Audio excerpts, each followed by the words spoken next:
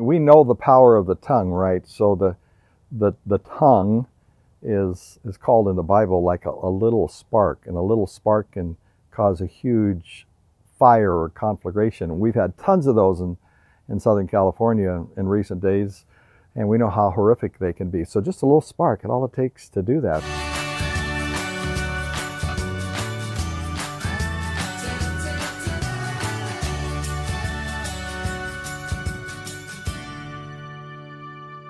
I'm a big believer. We've got to be careful about what we say and how we say, and have a metrics to guide us on our words, and learn to say things that are said the right way. So what I use as a strategy is, this is really based on the Bible. It says, be quick to think, slow to speak, and slow to anger.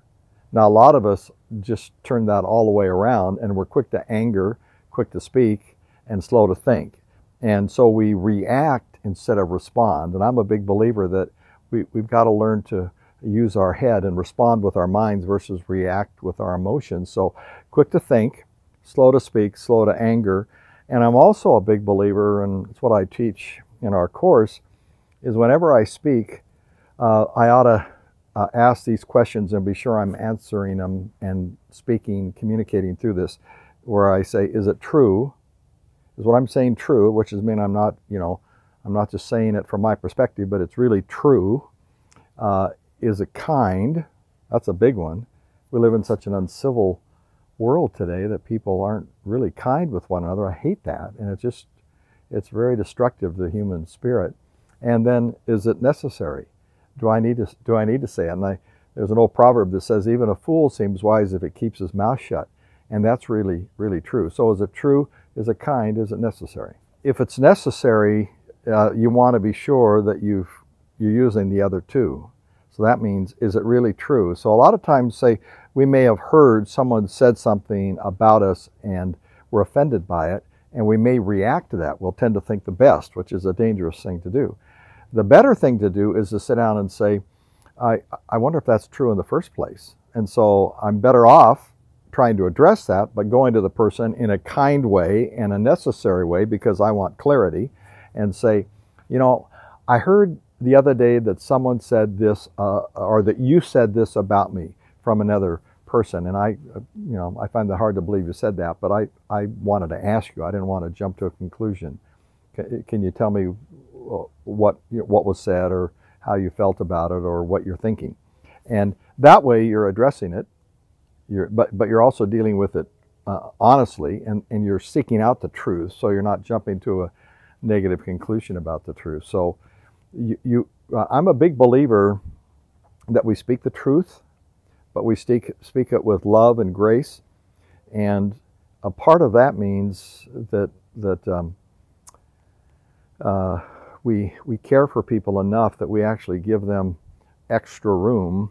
So there are a lot of times with people around me I work with and coach, where I feel like they need to hear something, but they're not ready to hear it.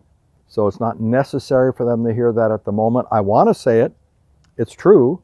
I know how to say it kindly, but they're just not ready. So I don't feel like it's necessary at that point. So I'm forever praying, God, put a lock on my lips. God gave us 2 ears and 1 mouth, and that ought to tell us how much time we spend listening versus speaking to people. My favorite text in all literature on how we deal with our tongue, and it's in Ephesians chapter 4. It says, let him who speak so he edifies or builds people up, that he meets the need of the moment, and he gives grace to the hearer. Now, that's a powerful concept. So it says, if you speak to build people up, not tear them down. Be sure you're meeting the need of the moment. So that is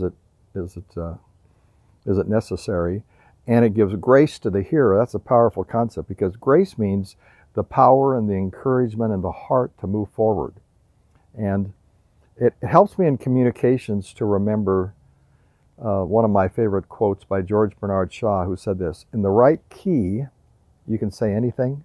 In the wrong key, nothing. The only delicate part of life is establishing and maintaining the key. If you think about it, if we say something inappropriately, it can get us out of the right key, which ought to be unity and caring for one another. And then once we've said that, unless we get back in the right key by apologizing or forgiving or making things right, we're never going to, we could say things the rest of our life, but we'll never connect because we're in the wrong key. So I guess the bottom line would be sure as you communicate, follow the methods we've talked about, but be sure you're always moving toward being in the right key and staying in the right key. Otherwise, you'll never have the relationships you want to have.